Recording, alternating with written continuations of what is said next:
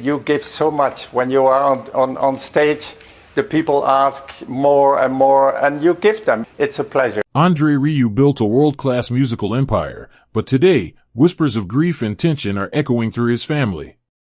Speculation surrounds a hidden fortune, rumored to carry unsettling secrets. Could this be the truth that changes everything we thought we knew about the maestro? Don't miss the story that's stirring behind the scenes. Subscribe now and stay tuned. This is about to get deeply emotional. Rieu's music didn't just fill grand arenas, it filled bank accounts. Quietly, over the years, he amassed a fortune exceeding $40 million, a staggering figure even by pop star standards. Yet, as his wealth grew, so did the strain on those closest to him. Family members who had stood by him from the very beginning found themselves under immense pressure, not only from the money itself, but from the responsibilities it brought. The sparkling empire they had helped create now felt like something delicate, something that could shatter with a single wrong step. Behind the glamour of soaring violins, shimmering gowns, and magical waltzes, few fans realized the truth. Maintaining André's dream came with emotional and psychological costs. No, but it's true, one might say. Of course we worked together. I always had a dream rumors suggest the once celebrated fortune had evolved into a heavy burden, one for which no one was fully prepared. How did a man who dedicated his life to joy and music leave behind something that left his family overwhelmed with emotion? The real story is more layered and more human than anyone could have expected. Before the world tours and fairy tale castles, André was a young boy in Mustery, raised in a home filled with music, but little warmth. His father, a strict conductor, demanded perfection, and affection was rare. Early on, André knew he wanted something different, a life where music inspired joy, not fear. Though many admire his early talent, he picked up a violin at age 5 and was soon playing beautifully. Success didn't come easily. In the beginning, André performed wherever he could, weddings, restaurants, any venue that would have him. Often, diners wouldn't even glance up from their meals. At times, he seriously considered giving up music entirely. He even joked about trading in his violin for a rolling pin and opening a pizza restaurant instead. Imagine André Rieu, not selling out stadiums, but serving tables. Still, something inside him refused to give up. He wasn't meant for quiet corners, he was chasing a dream far bigger than anyone around him could see. Through persistence and passion, he began shaping not just a career, but a movement in classical music. By 1987, he took the greatest leap of his career, founding the Johann Strauss Orchestra. "My grandkids and I, my big family traveling the world together," he once mused. This wasn't your typical orchestra, it was vibrant, lively, designed to get people on their feet. It was a massive risk. It could have made him a legend, or left him with nothing. But Rieu's ambition didn't stop there.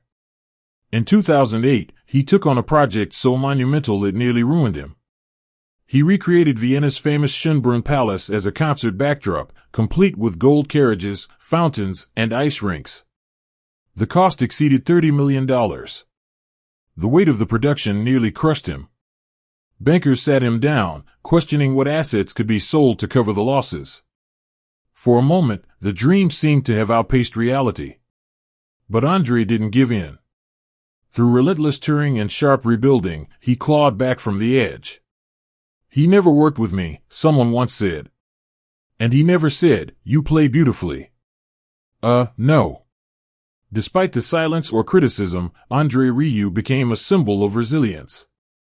He dared to dream bigger than most dared imagine, even when the risks were enormous. His success wasn't his alone.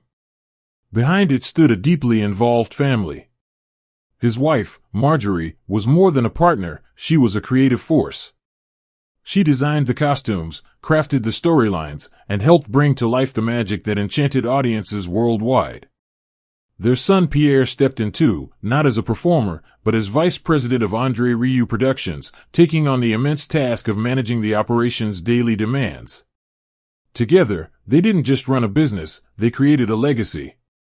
But building a family dynasty came with challenges. Every dazzling concert brought excitement and immense pressure. I was born in Mosser. I live in Mosser. And I'll die in Mosser. It's my town, André once declared. But that hometown pride didn't ease the exhaustion. Planning international tours, managing dozens of musicians, and maintaining global standards demanded every ounce of energy. Along with the triumphs came sleepless nights and quiet fears. What would happen if André could no longer perform? Though life was rich in beauty, it was also built on perpetual motion and underlying dread. The family lived with the quiet terror that everything could fall apart if they stopped. The audience only saw applause and spectacle, but behind the scenes, the empire rested on a fragile foundation. Every note André played held the whole operation together. Without him, it could all come crashing down. That fear became reality in 2010 when André suffered a severe ear infection. Tours were canceled, shows postponed, and revenue vanished in an instant. It was a brutal reminder of how delicate their success really was. Doctors were astonished that he hadn't fallen ill sooner, given his relentless pace. Even after recovering, the anxiety lingered.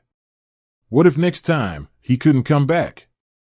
The lights, the music, the adoration of millions, all were made possible because André gave everything. While fans saw only the beaming showman, his loved ones knew the truth. Each concert was a balancing act between glory and collapse. His grand castle in MRE wasn't just a luxurious estate, it was the fulfillment of a childhood dream. But it also held the shadows of everything he endured to get there. The people were much looser. They started to. As a boy, he first entered the castle for piano lessons. It was cold, dark, and a little frightening. Nothing like the fairy tale he later created. Years later, with fame and fortune behind him, André bought the crumbling estate and poured millions into restoring it into a palace of dreams. Lavish chandeliers, priceless art, manicured gardens, every inch was a symbol of victory. But it also stood as a reminder of everything André had to overcome, the loneliness of his early years, the pressure to prove himself, the unrelenting drive to succeed. The castle wasn't just a home. It was a fortress, shielding him from the ghosts of the past. A place where family gatherings, business meetings, and orchestra planning sessions happened under one roof, a glittering exterior hiding years of personal battles. And for his family, the castle now represents more than wealth. This castle is a very old lady, built by sandstone and sandstone. It holds memories of sacrifices made, dreams realized, and the fragile legacy that one day they might have to protect without him. André Rieu's shows were pure spectacle. Dancers twirled under shimmering lights. Musicians wore gowns straight out of royal courts, and audiences were transported into magical worlds. But behind the magic was an enormous cost. André personally designed costumes inspired by historical figures like Empress Elizabeth of Austria, costing thousands per gown. He purchased multiple Stradivarius violins, including one valued at over $7 million. He insisted on authenticity, real champagne for audiences, real ice rinks on stage, regardless of the staggering price tag. And when André dreamed of playing a concert on the moon, it wasn't just a joke. He even discussed building a lunar hotel with Richard Branson. Was so angry of us because it's so beautiful, this music, and it deserves to be played in a good way. Every new dream pushed the limits of what was possible and of what his fortune could withstand. One misstep, one bad investment, and the entire empire could collapse. Yet André's ambition was unstoppable. He wasn't chasing fame or riches anymore. He was chasing the impossible bang. And for better or worse, his family would be left to carry the weight of those dreams if anything ever went wrong. André's empire wasn't built on government grants or wealthy sponsors. It was built on sheer determination and tireless work. His orchestra, his crew, his dream, all paid directly from album sales, ticket revenues, and global cinema screenings. Each year, keeping the dream alive cost at least $1 million a month, not counting the endless expenses of touring. Over 110 people depended on him for their livelihoods, not to mention another 100 freelancers worldwide. Every concert had to be perfect. Every album had to sell. There was no safety net, just hard work, relentless touring, and the pressure to keep dazzling audiences night after night. Andre's family stood strong beside him, but rumors suggest they sometimes wondered what happens when the music stops. Could anyone else truly carry the dream? Could the dynasty survive without its founder's unbreakable spirit driving it forward? It's a question that still lingers. A bittersweet reminder that success isn't just about reaching the top. It's about holding on, even when the weight feels impossible. André Rieu created a legacy that inspired millions and built dreams larger than life. But legends come at a price. Behind every standing ovation is a story of sacrifice, fear, and relentless hope. His family carries more than memories. They carry the future of everything he built. Will they preserve it? Will they transform it? Or will the crown he leaves behind prove too heavy to bear? What do you think? Could you handle a dream this massive? Tell us in the comments below.